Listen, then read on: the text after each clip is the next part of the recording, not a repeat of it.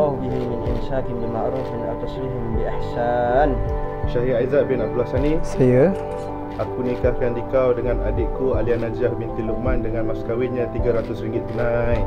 Aku terima nikahnya Alia Najah binti Luqman dengan mas kahwinnya RM300 tunai. Alhamdulillah.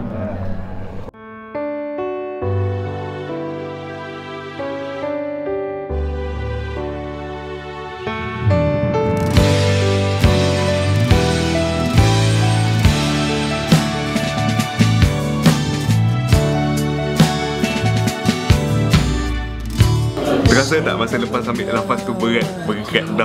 Terasa tak? Tu rasa berat tanggungjawab tu tak? Ha? Dah rasa dah. I've been there.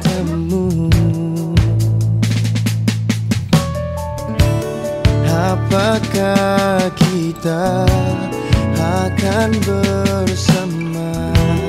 Harus bersama.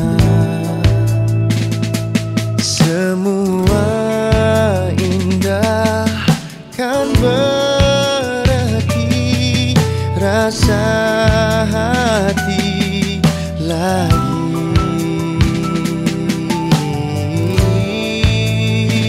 Sungguh ku milikmu, kau milikku. Takkan ada yang pisahkan kita.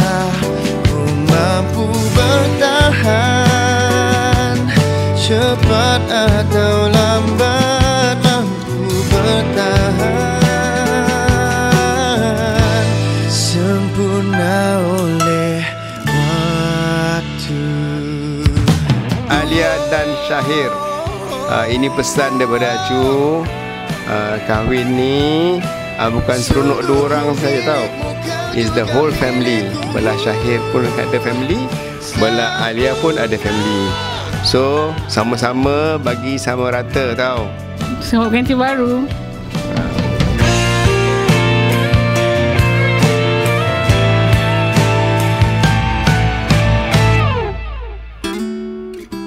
Semua indah kan berarti rasa hati lagi.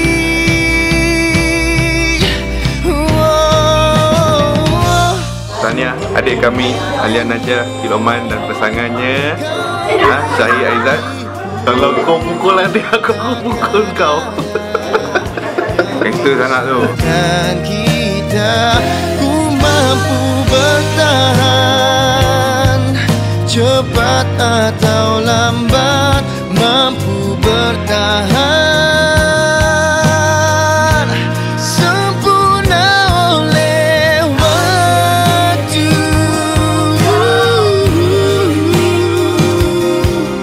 Takkan aku tinggalkan dirimu, ku mampu bertahan. Banyak hardship we went through together in long distance relationship pun kita dah lalui. So saya rasa sangat bersyukur dan happy lah. Mampu bertahan,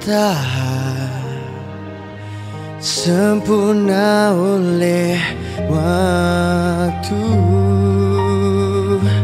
Sempurna. Saya harap saya dapat memberikan apa yang Alia inginkan daripada seorang suami, and saya harap Alia boleh jadi isteri yang baik lah.